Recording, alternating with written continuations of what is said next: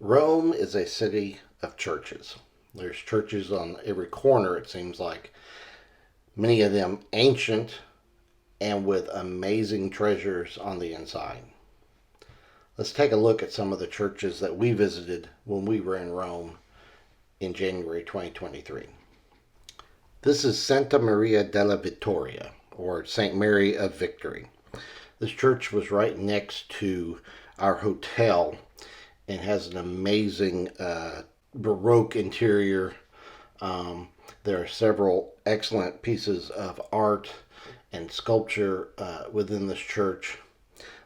It's not a large church, but it is like this sculpture is from a Bernini sculpture. Their highlight, so to speak, is this sculpture by Bernini called The Ecstasy of St. Teresa. And this piece of art is priceless, and you can see it in this church anytime you walk in. It's an amazing little church that's really cool to go see.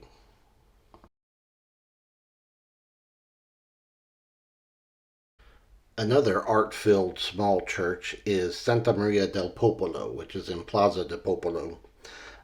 This church has the Chigi Chapel shown here, which was designed by Raphael, and within the Chigi Chapel is a Bernini sculpture, Habakkuk and the Angel, and also another one across the chapel by Lorenzo Jonah. There's also the Circe Chapel within this church, and in that chapel are three amazing paintings. You'll see them here. The one on the left, shown here, is the Crucifixion of St. Peter by Caravaggio. This is another priceless work of art. The middle painting was the Assumption of the Virgin by Carucci. And then on the other wall, which you can't see, is another Caravaggio called The Conversion of St. Peter on the Road to Damascus. To think that these priceless works of art are in a small church in Rome is pretty amazing. St. Agnes in Agony is a church in Plaza Navana, which is right in front of the Fountains of the Four Rivers, which is a Bernini fountain that is widely known. And the church, instead of having a lot of paintings, has these marble altarpieces, such as this one, which is the Death of Saint Eleusis by Rossi. Um, all these altarpieces, or a vast majority of them, are done by students of Bernini. He was brought in to finish this church after the original architect died. And this statue here is St. Agnes Among the Flames, which is by another one of his gentlemen, Ferrata. This altarpiece is the Martyrdom of Saint Emeritina, which was also done by Ferrata. The main altar has this magnificent altarpiece, which you'll see here, called The Sacred Family with Zachary, Elizabeth, and John the Baptist. This was by another student by the name of Guidi. All these are just huge and are inset into the wall of the church. They're just amazing to see.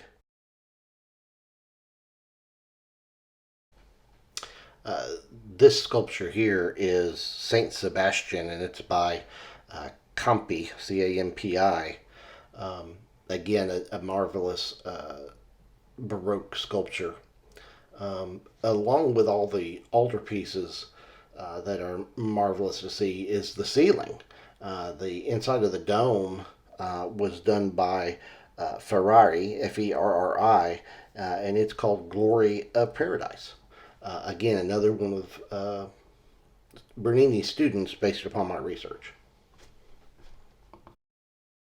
This is the Basilica of St. Mary of the Angels, and this church was built into the ruins of some Roman baths. These bronze doors with sculpture built into them was done in 2006 by a Polish artist. But the rest of the church is very, very old. It was commissioned in order to be a place that for worship of angels and of martyrs. So when you go inside, it is very, very dark. And actually, we were not able to get much video inside. Jenny did get some pictures. One of the neat things about this church is that it has a meridian line. And this is a line on the floor, and there's an oculus in the wall of the church that the sun will shine through. And based upon where the sun hits on that line, it confirms the date according to the Gregorian calendar. This was commissioned by one of the popes to prove the Gregorian calendar. You can't talk about churches in Rome without talking about the Basilica of St. Peter in Vatican City. I'm not going to go into depth on St. Peter's Basilica because we did a video for our trip to Vatican City and we talked extensively about St. Peter's.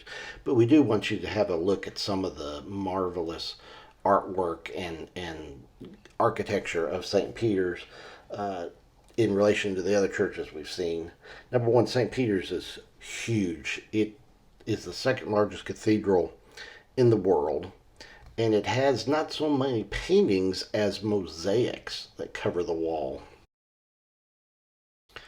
Along with the mosaics, the ceiling is amazing to look at. There are sculptures everywhere. One of the major artifacts they have is Michelangelo's The Pieta, which is a sculpture of Mary and the crucified Christ. Also, there is this wonderful sculpture of St. Peter, the first pope, which many people will rub his feet in order to obtain a blessing. There also is the Jubilee doors, which are only open every 25 years, and anyone who passes through them when they're open during the Pope's Jubilee receives absolution of their sins. And not all the churches started out as churches. This temple, a Roman temple in the Roman Forum, was converted to a church. Also, the Colosseum was converted to a church and used as a church after the Catholic Church took over. The Pantheon, again, it's not only just a tomb, but it is also a working Catholic church that still holds services and has amazing artwork within its doors. So there are many churches in Rome in many different fashions. These churches are the lifeblood of Rome, the center of Christianity, and it was an amazing thing to see.